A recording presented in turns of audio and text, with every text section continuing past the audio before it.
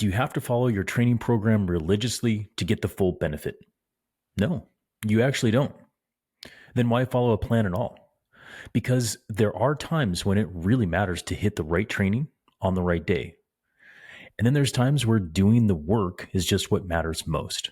I'm your host, Coach Adam Pulford, and today I'm going to encourage you to scribble outside the lines when it comes to your training program. First, what the heck does that mean? Well, it just means be flexible.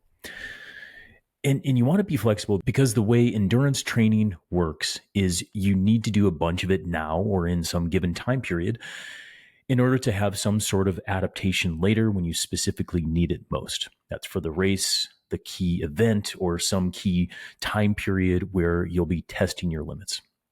But for the majority of the time, it's the broader strokes that matter more than the thin, precise details. Athletes' lives are dynamic and can be chaotic, especially for all of you listening, time-crunched athletes. You'll have jobs, family, relationships, and you have your performance goals. Most of everyone listening could likely benefit from allowing themselves a bit more flexibility in their lives when it comes to training because of this. Having a dynamic training plan, one that can change a bit day to day or week to week within reason, is far better than a static one or a static mindset that can bog athletes down, thinking they need to hit these intervals on this day, otherwise they've failed. So that brings us back to the question of, why follow a training program at all if you're not going to hit the hard days when they're prescribed, right? Well, a good program is the big picture that keeps us on the road toward accomplishing our goals.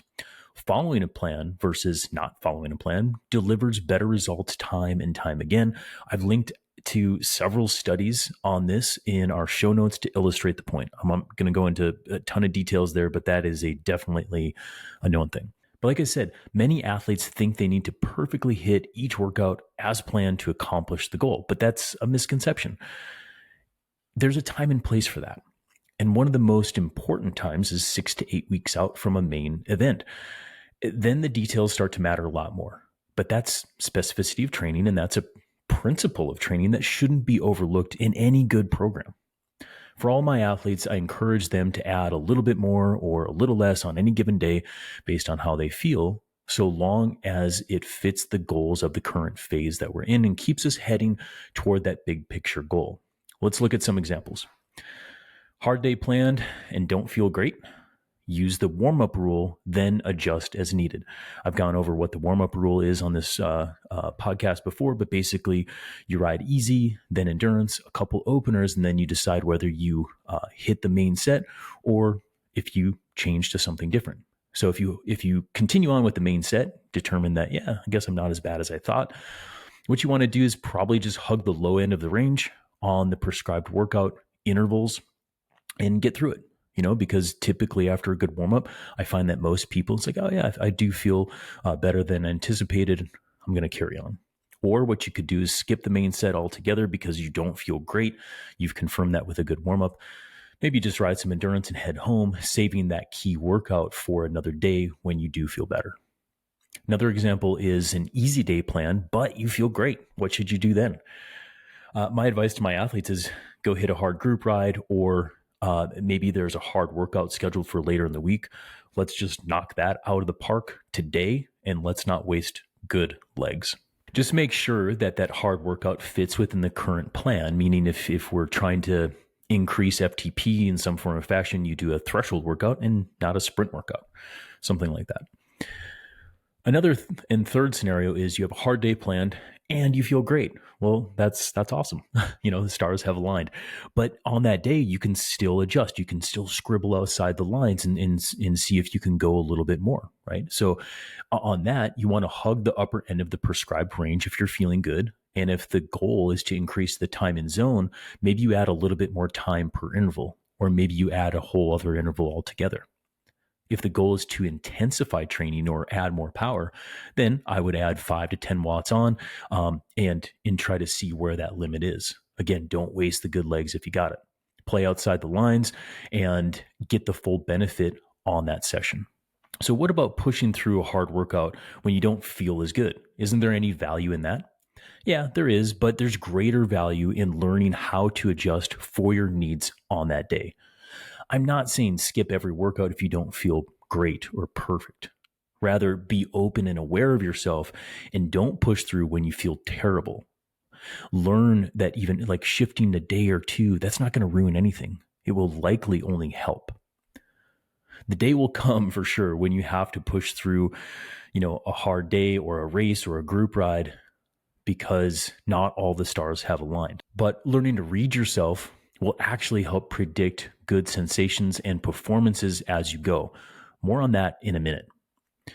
But here's a little how-to of how to scribble outside the lines within reason on any given day.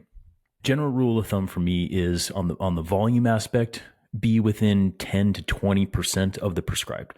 So for example, if there's a long ride being prescribed and say it's 3 hours long, add 20%, that's about 3.5 hours or so. And that keeps things on track. You can go a little bit more, but then definitely either communicate with the coach or maybe you change on the back side of things if it ends up being like some epic ride.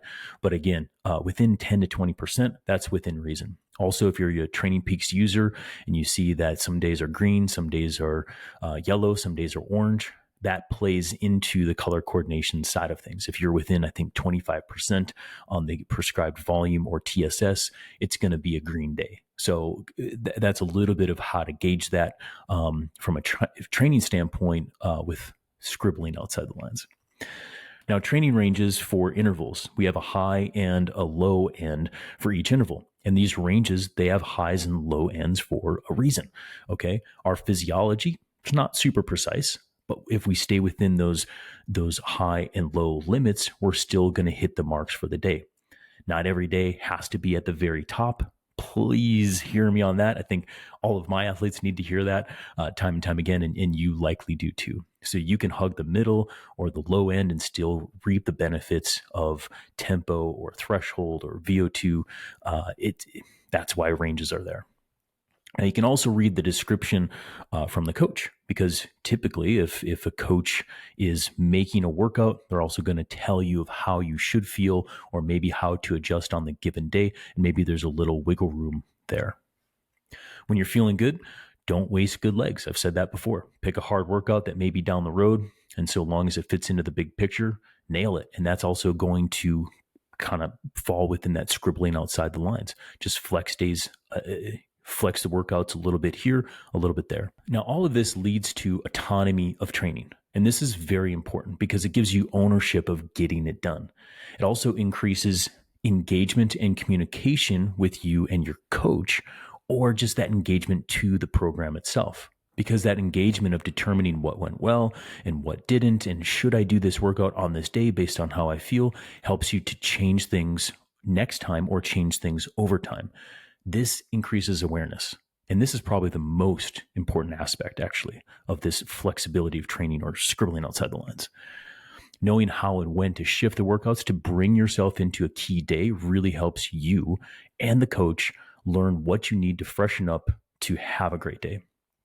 Now, this is critical during a taper phase or being fresh for a big key day. And sometimes you won't learn this unless you have the autonomy to change some workouts around.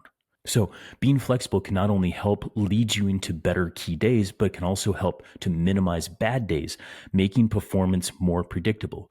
And that is the art of coaching, which again swings back a little bit to what I said about pushing through a hard day when you don't feel great. My point here is, like, if you learn how to bring yourself into a key day or hard day or a race, you will likely deal with having to push through a bad day much less frequently. So even those listening who, they live a life where it's fully dialed and you can normally just generally hit every workout as planned, that's great. Keep that up. And I've even encouraged you to go a little off script sometimes, because on those long days or hard days, maybe you can get a little bit more out of yourself if you push a little bit more and find your limit. And then additionally to that, play around with how you actually like taper or freshen up best, because that can definitely help bring out a peak performance when you want it. So a quick recap on how and when to scribble and follow. When to scribble, that's the majority of the year actually. Okay, base, build, prep phases. I have my athletes being flexible throughout all those time periods. It's more about getting the work done within a week or a month rather than a specific day. Now, there are some key days that need to be hit within those time periods. Don't miss those, but it can be flexible on timing. When to follow, this is your specific race prep, generally referred to as a specialization phase, 6 to 8 weeks out from competition. This is also in the taper phase as well. You want to hit the workouts on the given day. There's still flexibility in there, but there's a big timing component to bringing out the sharpness when needed. So I would generally stick to the guns there. If you do a good job, though, with the base build, prep phases, and flexibility, I would say that if you're writing your own training or if your coach is paying attention, it should minimize a lot of bad days within that 6 to 8 week time window, and everything should be pretty predictable going into the race. And like I said, that's part of the art of it. So finally, do we train by a plan or by vibes, right? Well, those who fail to plan to fail, in my opinion. Those who ride by vibes, meaning you just kind of pick and choose whatever you're feeling on the given day, letting feelings be the only thing guiding you. Well, people who train like that, even though it may be fun in the moment, and there is a time and place for that, but you rarely peak for performance or stay motivated for long periods of time. This is why having a training program does prevail if you want results. And even if you follow a medium good plan, this is generally better than following no plan at all. Structured workouts provide a roadmap, consistency, progressive challenges, and sense of accomplishments. Randomly choosing workouts can lead to stagnation, burnout, plateaus, decreased motivation, and poor timing of peak performance. So in summary, I'd say the longer I coach, the more I realize that this flexibility of training is wildly important for everyone, especially time-crunched athletes whose lives are just more chaotic and dynamic than someone who may have more time.